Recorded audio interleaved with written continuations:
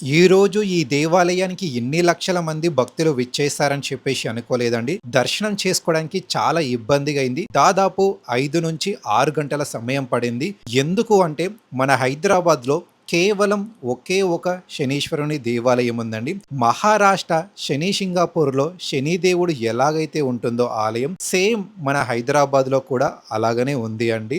ఈ రోజు ఎందుకు ఇన్ని లక్షల మంది భక్తులు విచ్చేశారంటే ఒకటే రోజు శని జయంతి మరియు శని అమావాస్య 2 కలిపి 13 సంవత్సరాల తర్వాత రావడంతోటి ఈరోజు మనము శనీశ్వరునికి ఎవరైతే దర్శనం చేసుకుంటారో మరియు అభిషేకం చేస్తారో మనకి ఏలినాటి శని గాని అష్టమ శని గాని అర్ధ శని గాని వెళ్ళిపోతాయని చెప్పేసి భక్తుల విశ్వాసం నమ్మకం అండి. ఈ దేవాలయం పేరు వచ్చేసి శ్రీ త్రిశక్తి హనుమాన్ దేవస్థానం అండి. మనకి ఇక్కడ బయటనే పూజాగ్రి సామాన్లు దొరుకుతాయి. నాకైతే 150 రూపాయలకి ఒక కొబ్బరికాయ, 2 నువ్వుల నూనె, నల్ల నువ్వులు, నల్ల వస్త్రము మరియు పుష్పాలైతే ఇచ్చారండి శని భగవాన్కి సమర్పించడానికి. ఆ తర్వాత ఇక్కడ ఆలయం ముందు మనకి చాలా మంది కింద దీపాన్ని వెలిగిస్తున్నారు. ఈ ఆలయం బయటనే మనకి వినాయక స్వామి వారు దర్శనం ఇస్తారు. తొలి పూజలు అందుకునే వినాయక స్వామి వారిని దర్శించుకున్న తర్వాత లోపటికి వెళ్తే మనకి ధ్యాన రూపంలోని హనుమంతుల వారు దర్శనమిస్తారండి. శని జయంతి శని అమావాస్యనే కాకుండా ప్రతి శనివారం కొన్ని వేల మంది భక్తులైతే విశేషంగా విచ్చేస్తారండి ఈ ఆలయానికి. శని భగవాని మరియు హనుమంతుల వారిని దర్శనం చేసుకోవడానికి. ఇక్కడ హనుమంతుల వారికి ఒక ప్రత్యేకత ఉందండి. హనుమంతుల వారు నిత్యం ధ్యాన రూపంలో ఉంటారండి ఇక్కడ. శ్రీ రామనవమి మరియు హనుమాన్ జయంతి ప్రతి మంగళవారం మరియు ప్రతి శనివారం హనుమంతుల స్వామి వారికి విశేషమైన పూజలు అభిషేకాలు జరుపుతారండి ఈ దేవాలయంలో. అలాగనే వచ్చిన ప్రతి ఒక్క భక్తుడికి తీర్థప్రసాదాలు ఇవ్వడమే కాకుండా వచ్చిన భక్తులకి తమలపాకు ఇచ్చి పంపిస్తారండి. ఈ తమలపాకుకి ఒక ప్రత్యేకత ఉంది.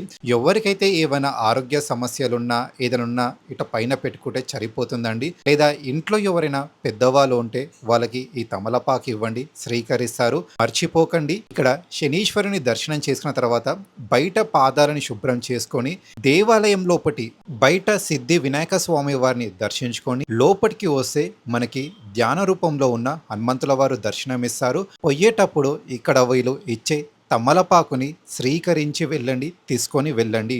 మళ్ళీ చెప్తాను, ఈ తమలపాకుకి ఎంతో శక్తి ఉంటుందండి.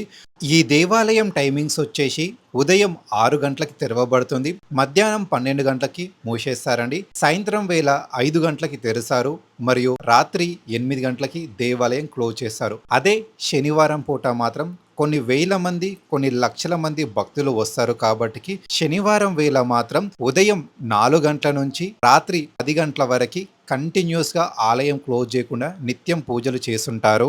హనుమంతుల వారి దేవాలయం పక్కనే మనకి రేణుక నాగలక్ష్మి, నవగ్రహాలు, శివాలయం, దక్షిణమూర్తి, నాగదేవత, నాగులు దర్శనమిస్తాయండి. సో వెళ్దాం రండి. మీరు చూస్తున్నారు కదా, ఇక్కడనే మనకి ఫస్ట్ ఆలయం లోపలికి ఎంటర్ కాగానే మనకి నవగ్రహాలు దర్శనమిస్తాయండి. ఎవరికైనా సరే నవగ్రహాల బాధలు పీడలు ఏవైనా ఉంటే, దోషాలు గనక, రాహుకేతు సమస్యలు ఉంటే పూజారి గారి సలహా తీసుకొని ఇక్కడ పూజలు చేయాల్సిందిగా ఉంటుంది. పక్కననే మనకి దక్షిణామూర్తి విగ్రహం ఉంటుందండి. మనము ఏ దేవునికైనా ఎదురుగా ఉండి మొక్కలేమో, వాళ్ళ శక్తులు తట్టుకోలేకపోవచ్చేమో, కాకపోతే దక్షిణామూర్తికి మాత్రం ఎవరైనా సరే ఎదురుగా నిలబడి స్ట్రేట్గా ఉండి మొక్కొచ్చండి. దక్షిణామూర్తికి మొక్కితే అన్ని శుభాలే కలుగుతాయి. చిన్న పిల్లలకి, ప్రెగ్నెన్సీ లేడీస్కి చాలా మంచిది. ఈ ఆలయంలో తప్పకుండా దక్షిణామూర్తిని దర్శించుకోండి. పక్కనే మనకి శివాలయం ఉంటుందండి ఉప ఆలయంగా. తప్పకుండా మర్చిపోకండి, ఈ ఆలయానికి వచ్చినప్పుడు మనకి రాగి చెంబులు మరియు శంఖం కూడా ఉంటుంది. ఈ శంఖంతో గనక అభిషేకం చేసే మరో నెక్స్ట్ లెవెల్ అని చెప్పొచ్చు. తప్పకుండా ఇక్కడ మహాదేవుడి దగ్గరికి వచ్చినప్పుడు పరిపూర్ణమైన అభిషేకం చేయండి. ఇక్కడ మార్ష శివరాత్రి అండ్ శివరాత్రి చాలా విశేషంగా చేస్తారండి. నేనైతే రాగి చెంబు మరియు శంఖంలో నీళ్లు పట్టి ఆ స్వామి వారికి పరిపూర్ణమైన అభిషేకం అయితే చేశాను. మీరు కూడా తప్పకుండా ఆలయానికి వెళ్ళినప్పుడు మర్చిపోకండి. అలాగనే ఇక్కడ మనకి చెట్టు కింద చాలా మంది కూష్మాండ దీపం, నిమ్మ దీపం, ఇతర దీపాలైతే వెలిగించారు. మీరు చూడొచ్చండి, పిండితోటి చేసిన దీపాలు కూడా వెలిగించారు. అలాగనే మనకి బయట షాప్లో అమ్మే దీపాలు వెలిగించి ఇక్కడ చెట్టుకి నమస్కారం చేస్తున్నారండి. తప్పకుండా మీరు కూడా వెళ్ళినప్పుడు సాష్టాంగ నమస్కారం చేయడం మర్చిపోకండి. ఇప్పుడు మనము ఈ ఆలయంలో ఉన్న మెయిన్ ఆలయం రేణుక నాగలక్ష్మి ఆలయానికి వెళ్దామండి. అమ్మవారు చాలా శక్తివంతమైన అమ్మవారు, చాలా పవర్ఫుల్ అండి. ప్రతి మంగళవారం, శుక్రవారం, అలాగనే ఆషాఢ మాసంలో బోనాలప్పుడు మరియు ముఖ్యంగా దసరా నవరాత్రులప్పుడు చాలా విశేషమైన పూజలు అమ్మవారు అందుకుంటారండి. చాలా మంది వాళ్ళ కోరికలు నెరవేరిన తర్వాత అమ్మవారికి ఇక్కడ చీరా సారెలు, పసుపు కుంకుమ గాజులు సమర్పిస్తారండి. అలాగనే ఎవరికైతే సంతానం కలగక బాధపడుతున్నారో వాళ్ళకి తప్పకుండా ఇక్కడ అమ్మవారి అనుగ్రహం ఉంటుందండి. ఒక్కసారి ఈ ఆలయానికి వచ్చి అమ్మ నువ్వే నాకు దిక్కు అంటే అమ్మవారు కరుణిస్తదంట అండి. అమ్మవారు అయితే చాలా శక్తివంతమైన అమ్మవారు ఈ దేవాలయంలో. మర్చిపోకండి, ఆలయం లోపలికి వచ్చిన తర్వాత తీర్థ ప్రసాదాలు పుంజుకొని వెళ్ళండి. మరీ ముఖ్యంగా ఏ అమ్మవారి ఆలయానికి వెళ్ళినా సరే. అలాగనే ఈ దేవాలయంలో విశేషంగా మనకి సత్యనారాయణ స్వామి వారి రథం జరుపుతారండి. మీరు గనక ఇంట్రెస్టెడ్ ఉంటే తప్పకుండా ఈ దేవాలయానికి వెళ్ళినప్పుడు సత్యనారాయణ స్వామి వారి వ్రతాన్ని జరిపించుకోండి. ఇక్కడ చూస్తున్నారు కదా, 11 గంటలకి ప్రతి నెల పౌర్ణమి రోజు అంటే పున్నమి రోజున 11 గంటలకి చేస్తారండి. 250 రూపాయలు చార్జ్ చేయబడుతుంది దీనికి. అలాగనే మనము ఇక్కడ అమ్మవారి ఆలయం చుట్టుముట్టు ప్రదక్షిణలు చేసేటప్పుడు మనకి గరకపోసతోటి స్వామివారికి అలంకరించారండి. స్వామివారు సిద్ధి వినాయక స్వామివారు అండి. తప్పకుండా తొలి పూజలు అందుకునే సిద్ధి వినాయక స్వామి వారిని దర్శనం చేసుకోవాలి.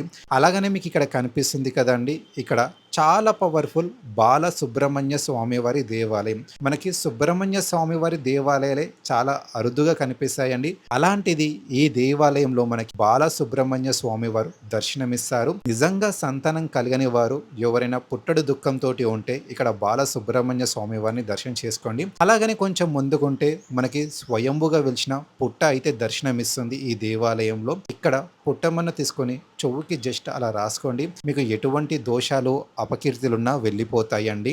మీరు ఎప్పుడు మంచి వార్తలే వింటారు, శుభవార్తలే వింటారు. అలాగనే చాలా శక్తివంతమైన మహిమగలన జంట నాగులు ఉంటాయండి. ఎవరికైతే నాగదోషాలు గనక ఉంటే తప్పకుండా ఇక్కడ నాగదేవతని దర్శించుకోండి. అలాగనే ఇక్కడ మనం ఉన్న అన్ని ఉప ఆలయాలను దర్శించుకున్న తర్వాత మనం బయట చూసే ఇక్కడ చాలా మంది ఈరోజు శని జయంతి మరియు శని అమావాస్య 2 కలిపి రావడం, అది కూడా 13 సంవత్సరాల తర్వాత కలిపి రావడం తోటి కొన్ని లక్షల మంది భక్తులైతే ఈ ఆలయానికి విచ్చేస్తారు. అదే ప్రతి శనివారం అయితే దాదాపు ఒక 5,000 నుంచి 10,000 మంది పైగా భక్తులు విచ్చేస్తారు. కొన్ని సందర్భాల్లో మాత్రం 50,000 మంది పైగా భక్తులైతే ఈ ఆలయానికి విచ్చేస్తారు. కొట్లాడుకోకండి. ఇక్కడ స్వామివారి దగ్గర దర్శనం చేసుకున్న తర్వాత బయటికి వచ్చిన తర్వాత మనకి ఇక్కడ తిలకం పెడతారు. తప్పకుండా తిలకాన్ని పెట్టుకొని వెళ్ళండి.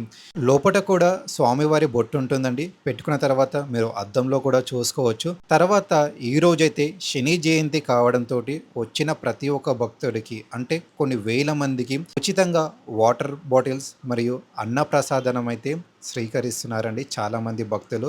కొన్ని లక్షల మందికి ఇలాంటి సేవలు చేయాలంటే మామూలు మాట కాదండి. నాకైతే చాలా ముచ్చటగా వేసింది. నేను ఉపవాసం ఉండడంతో అయితే నేను స్వీకరించలేదు. మీరు తప్పకుండా ఏ ఆలయంలో అయినా సరే అన్నప్రసాదం పెడితే తప్పకుండా స్వీకరించాలండి. ఇక్కడ చాలా మంచిగా అనిపించిన విశేషం ఏంటి అంటే ఎండాకాలం అవ్వడంతో చాలా కొన్ని లక్షల వాటర్ బాటిల్స్ అయితే డొనేషన్ చేశారండి. చిన్న చిన్న పిల్లలు రావడము, పేరెంట్స్ అయితే చిన్న పుట్టిన పిల్లల్ని వేసుకురావడం కానీ జరిగింది. ఈరోజు చాలా బాగా అనిపించిందండి. 1 ఆఫ్ అవర్ సబ్స్క్రైబర్ లావణ్య గారు అయితే పరిచయం అయ్యారండి, అంటే కలిశారు. ఈరోజు ప్రతి ఒక్క వీడియోకి సపోర్ట్ చేసే ఇలాంటి సబ్స్క్రైబర్స్ ఎంతో మంది ఉండాలి, ఇంకా మరింత మంది ఆ దేవుడు అనుగ్రహంతో రావాలని చెప్పేసి కోరుతున్నాను. అలాగని ఇక్కడ శ్రీశక్తి హనుమాన్ దేవాలయంలో మనము నవగ్రహాలని, హనుమంతుల వారిని, అలాగనే మనము రేణుక నాగలక్ష్మిని దర్శించిన తర్వాత నేను మీతోటి కొన్ని ఇంపార్టెంట్ థింగ్స్ చెప్పుకోవాలనుకుంటున్నానండి.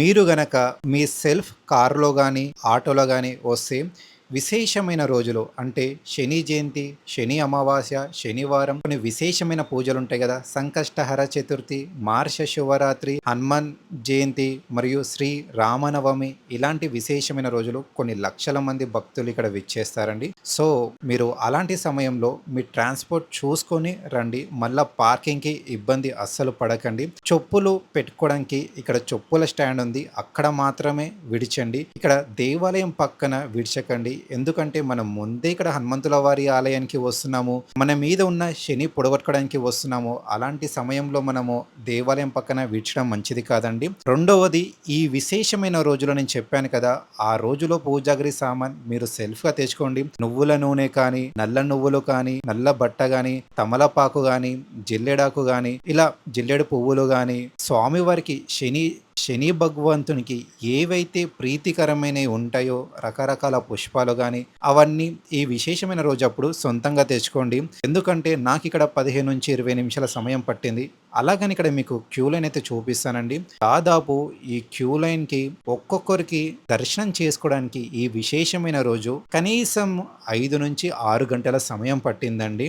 మీరు నమ్మరు, 13 సంవత్సరాల తర్వాత వచ్చిన ఈ విశేషమైన రోజు శని జయంతి, శని అమావాస్య కలిసి రావడంతో కొన్ని లక్షల మంది భక్తులైతే విచ్చేశారండి. ఎందుకంటే ప్రతి శనివారం స్వామివారికి నువ్వుల నూనెతోటి అభిషేకం చేసిన, వస్త్రాలు సమర్పించిన ఉన్న శని పోతుందని నమ్మకం అండి. అలాగని 13 సంవత్సరాల తర్వాత వచ్చిన ఈ రోజు ఒక్కరోజు వెళ్ళి చేస్తేనే మనకి శని ప్రభావం తగ్గుతుంది. చాలా మందికి శని ఉండడం వల్ల, లైక్ అష్టమ శని, అర్ధ శని, ఏలినాటి శని ఉండడం వల్ల ఎంతో బాధతోటి సక్సెసే ఉండదు. సంతానం కలుగుదామంటే సంతానం కలగదు, మ్యారేజ్ చేసుకుందామంటే మ్యారేజ్ సెట్ కాదు, ఇంటి పని చేద్దామంటే ఇంటి పని మనకి దబ్బున కాదు.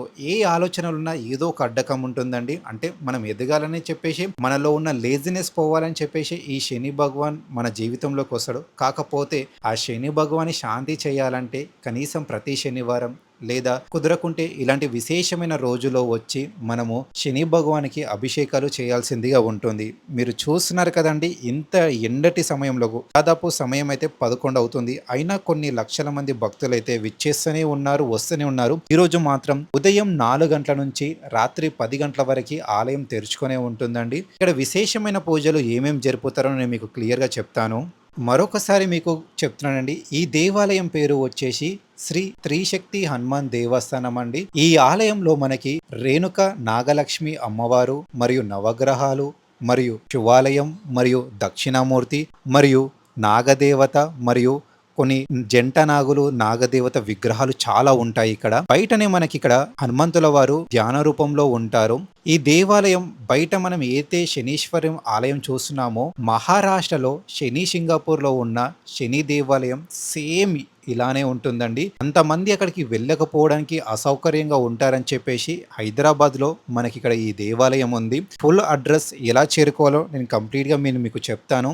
అలాగనే ఇక్కడ శని భగవాన్ ఎక్కడైతే ఉంటాడో ఇక్కడ జాష్టాదేవి కూడా ఉంటుందండి. అలాగనే ప్రజాపతి కూడా ఉంటుందండి. అలాగనే రుద్రుడు అంటే మృత్యుంజయ రుద్రుడు కూడా ఉంటారండి.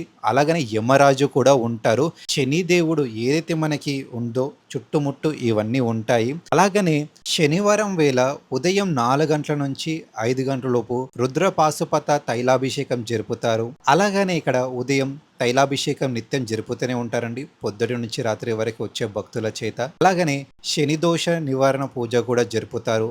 అలాగనే నవగ్రహాల పూజ కూడా జరుపుతారండి. ఇక్కడ ఈ దేవాలయానికి విచ్చేసే బెస్ట్ టైమింగ్స్ ఏంటంటే శనివారం పూట ఉదయం 7 గంటల లోపు రండి. 7 దాటిందా చాలా క్రౌడ్ ఉంటుందండి. నేను చెప్తున్నాను కదా, ఈ దేవాలయం ఎక్కడుందంటే మన ఖైరతాబాద్ సెక్రటేరియా బ్యాక్ సైడే ఉంటుందండి. Telangana Hyderabad area pin code 5,54,000.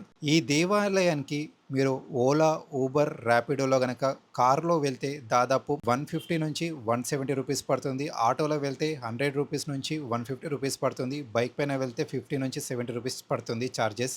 కోటి మెడికల్ కాలేజ్ నుంచి బస్ నంబర్స్ 9K, 9X, 185, 187, 218, 225, 41, 118 ఈ బస్సెస్ మీకు డైరెక్ట్ ఖైరతాబాద్ దగ్గరికి అయితే వెళ్తాయండి. సెక్రటేరియా మెయిన్ కాంపౌండ్ నుంచి అటు నుంచి మీరు నడుచుకుంటూ కూడా వెళ్ళొచ్చు. లేదా 9K 185/187 ఈ బస్ ఎక్కి ఖైరతాబాద్‌లో దిగి మీరు నడుచుకుంటా ఎళ్ళొచ్చండి. దాదాపు 400 మీటర్స్ ఉంటుంది. గూగుల్ మ్యాప్‌లో లొకేషన్ పెట్టుకున్న మీరు ఒక 5-10 మినిట్స్ లోపు వెళ్ళొచ్చు.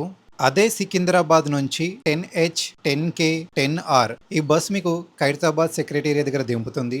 లేదా 49M, 9X ఇది వచ్చేసి ఖైరతాబాద్ బస్ స్టాప్ దగ్గర దింపుతుంది. 5K, 5R ఇది మీకు లక్డీ కపూర్ ఖైరతాబాద్ ఏరియాలో దింపుతుందండి. 127K, 127J ఇది సెక్రటేరియట్ సైడ్ దింపుతుంది.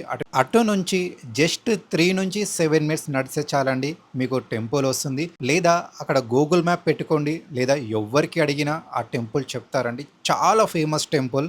గత 2 మంత్స్ నుంచి మన యూట్యూబ్ ఛానల్లో లాంగ్ వీడియోస్ అయితే లేవండి డ్యూ టు హెల్త్ ఇష్యూ. ఇప్పుడు కూడా రికవరీ కాలేదు. కాకపోతే ఇంకా యూట్యూబ్ ఛానల్ని గివ్ అప్ ఇవ్వద్దు. మన హిందూ దేవాలయాల గురించి ప్రతి ఒక్కరికి తెప్పాలి, తెలియచేయాలని చెప్పేసి వీడియోస్ అయితే చేస్తున్నాను. మీ సపోర్ట్, మీ ఆశీర్వాదం నాకు ఎంతో ఇంపార్టెంట్. దయచేసి ప్రతి ఒక్కరు మన ఛానల్ని సబ్స్క్రైబ్ చేస్తారని చెప్పేసి కోరుతున్నాను. వీడియోకి ఒక లైక్, ఒక కామెంట్ చేయండి. ఇప్పటిదాకా 94 దేవాలయాలు మీకు చూపించానండి. ఇది 95వ దేవాలయం. మీ ఆశీర్వాదం ఎప్పటికీ ఇలాగనే ఉంటుంది. మీ సపోర్ట్ ఎప్పటికీ ఇలాగనే ఉంటుందని చెప్పేసి కోరుతున్నాను. ఓం శం శనీశ్వరాయ నమః.